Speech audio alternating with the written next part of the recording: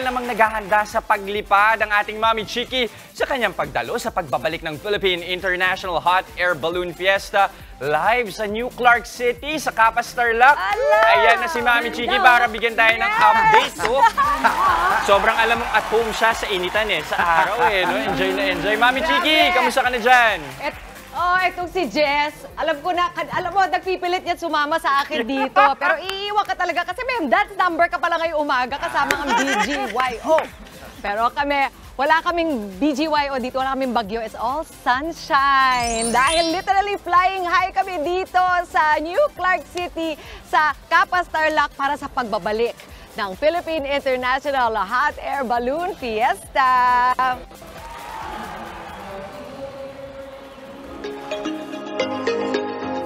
Bago pa man pumutok ang araw, may mga nagdadatingan na para dumalo sa Philippine Hot Air Balloon Fiesta.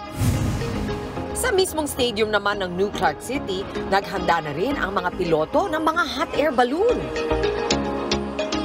I think it's special shapes are a magic thing that people are always trying to think of the next shape that they could have. I think the main thing with balloons is I class them as cathedrals in the sky. And I think what it is if you see a hot air balloon in the sky, you will stop and look. No matter where you are, no matter who you are, you will watch it.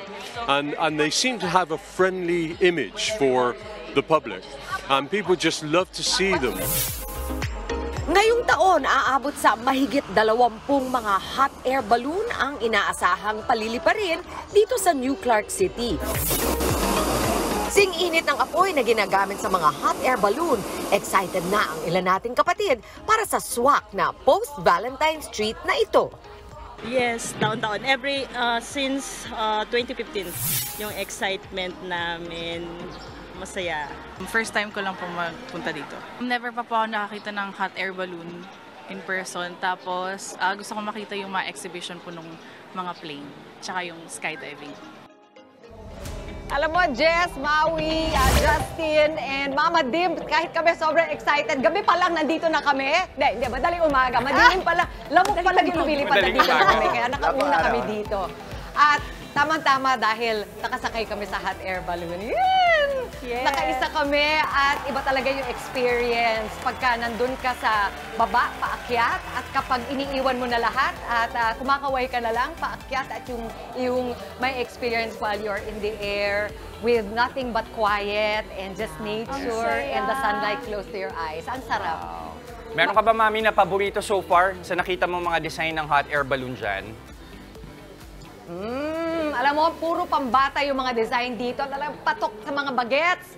At maganda to kasi all weekend, magkakaroon sila ng mga palipad na mga air balloons. Kaya talagang perfect family gimmick ito para sa ating mga kapatid. At umpisa pa lang sa umaga, kasi gusto nila yung mga balloon lumipad ng maaga para pabor yung hangin. Kagaya na ginawa namin kanina. About 1,000 feet in the sky. Yun ang pinaka-main event and it happens in the morning. Pero bukod dyan, meron din mga iba pang mga paandar dito. Maraming mga dancers, may pa-concert pa sa gabi. At syempre, meron din dyan tandem paragliding, meron din skydiving, meron mga helicopter, at meron din yung simple na mga lilipad na, na maraming mga saranggola. Mami Chiki, may mga gagawin ka pa bang ibang activities dyan mamaya? Skydiving. Nako, susubukan natin. Kung makaswerte tayo. Titignan natin. Dinedare nyo ba ako? Yes! Ay, nako! Huwag natin hinahamon yan. Pero una kong gagawin dito, kakain. Dahil ang dami ring food booths dito. So yun din ang inyong maaasahan pagdating dito all day. Marami kayong gagawin, marami kayong makakain. It's really a perfect getaway para sa ating mga kapatid for the weekend. Sana sumama tayo, no? Mami Chiki, ikain mo na lang kami dyan. Ilipad mo na lang kami dyan. Maraming salamat again. Mami Chiki, enjoy! Sa mga naghahanap po ng kakaibang trip ngayong weekend, halina't magpunta sa Capas Tarlac para sa 24th Annual Philippine International Hot Air Balloon Fiesta. At para ihatid sa atin ang flying high experience na yan, nagbabalik live sa New Clark City si Mami Chiki. Mami, kamusta na dyan? Yes! Maraming salamat, Jess. Eto nga, talaga nag-cooperate ang ating panahon ngayon. Mainit pero mahangin at nakikita natin na nag-enjoy ang ating mga kababayan of all ages. Nakikita natin marami na ng mga estudyante nandito enjoying yung mga food booth na nakikita nyo sa aking likuran. 130 food and non-food stalls ang inyong pupuntahan dito bukod pa sa mga pangyayari sa Himpapawid. Kaya talagang ito po ang bet ninyo ngayong weekend. This is the 24th Hot Air Balloon Festival. Kaya marami na pong pagtatanghal pero 4 na taon po tayo nag-intay para maibalik ito. At para sabihin pa sa atin kung ano ang mga highlights ng ating festivities this year, tawagin po natin ang hepe, ang event director ng Philippine International Hot Air Balloon Fiesta, Captain Joy Roa. Captain Joy! Thank you for joining us. Good morning, kapatid. Good morning. Opo, excited tayo dahil 4 na taon tayo nag-intay para bumalik kayo. Diba? Well, may pandemic naman. May pandemic kasi. Ano po ang mga highlights na mga pangyayari today? Yung mga abangan natin na hindi natin naranasan noon? Well, mapakadami. Number 1 is yung aerobatic show. Meron ngayong umaga. Maya-maya makikita mo na. Pero meron din mamayang gabi. Pero mamayang gabi, meron siyang pyrotechnics sa pakpak. Wow! So it's the first time makikita yan sa Pilipinas. Tapos meron din tayo nung turbine paramotors. Ewan ko, nadinig nyo kanina, maiingay. Oo, yun ba yun? Yun. Parang napaka-high-tech. Yes. Turbine paramotors. Yes. Baka yan. Pero, Captain Joy, tanong ko lang, bakit gusto ninyo na napakaaga ng lipad ng mga balloon? Because of weather. Ang problema sa balloon, kailangan mahina yung hangin.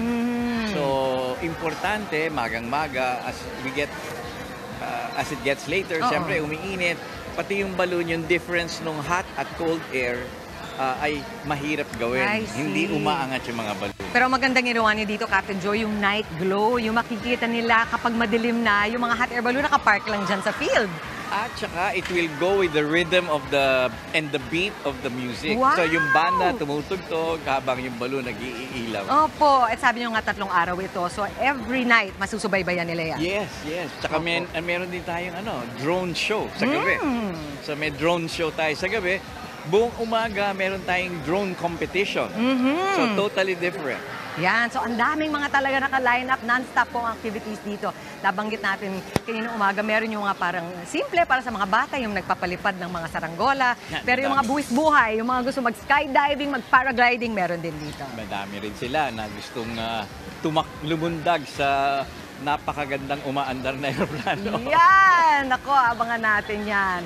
At tatanong ko lang sa inyo, medyo hindi po madali gumawa ng ganitong klaseng festival. Bakit po ginagawa ito ng 25 years na? Balik pa rin kayo ng balik, Captain Joy. No, kasi it's lahat ng organizing committee members are aviators. So kahit na wala kaming pera, kahit nag-e-enjoy lang kami gawin yon. Hindi lang kayo nag-e-enjoy. Nakita natin na ibang kasiyahan ang dinudulot para sa atin. At it inspires all the students to start thinking of a career in aviation, which is very important. Pati yung mga international guests natin dating ng dating. Ano, Jess, na-inspire ka na ba? Ay nako, Mami, sobrang na-inspire. Pero ang tanong ko lang, di ba nakakatakot, Mami, sumakay sa hot air balloon? Walang kinakatakot. Alam mo, yung simula, yung umpisa, medyo nakakatakot sa totoo lang. At alam mo kung ano yung mas grabe, yung pababa. Semplang ang beauty ko, pero okay lang yun kasi hindi mo alam kung paano siya lalapag. Pero ang saya, ang saya. Parang hindi naman halatang sumemplang. Ang ganda pa rin. Ganda mo pa din, Mommy. You're in your element talaga. I love you, Mommy Dims! I'm Maui! O, sige, teka, mag-i-invite muna kami para kung may time kayo. Punta kayo dito, Captain Joy. Ito lang yung activity na maganda mula bata hanggang lolo. Lahat mag-e-enjoy. Napakadami kayong makikita. Meron pa kaming student lectures. Yung gusto magsimula ng career ng aviation, nandito rin. Makakapanig kayo ng mga air traffic controller, flight attendant, pilot. At saka kung mahilig kayo kumain, ang dami-daming booth na galing dito sa area with their local dishes. Yan. And 4 na taon po kayong babalik-balik dito sa New Clark City. Keep our fingers crossed. Ayun. Kaya sa susunod po, kasama na sa mga magsispeak si Captain Callie Ami, anak ni Mami Dimples, ay isang piloto katulad ninyo. Very good. Ayan. Very Mag-enjoy siya talaga. Alright, thank you so much, Captain Joy. Thank you for Maraming salamat sa imbitasyon at kami ay mag-enjoy pa mamaya. Thank you. Balik sa inyo, Dimples, Justin, Jester, and Maui. Maraming salamat, Captain Joy. And of course, Mami Chiki, enjoy ka lang dyan. Kami muna bahala dito. Subukan namin humabol ngayong weekend. Mga kapatid, Chiki Roa Puno po. Simulan ang inyong araw na puno ng impormasyong kapaki-pakinabang. Sama na sa isang makabuluhang umaga. Tumutok at mag-subscribe sa social media pages ng News 5.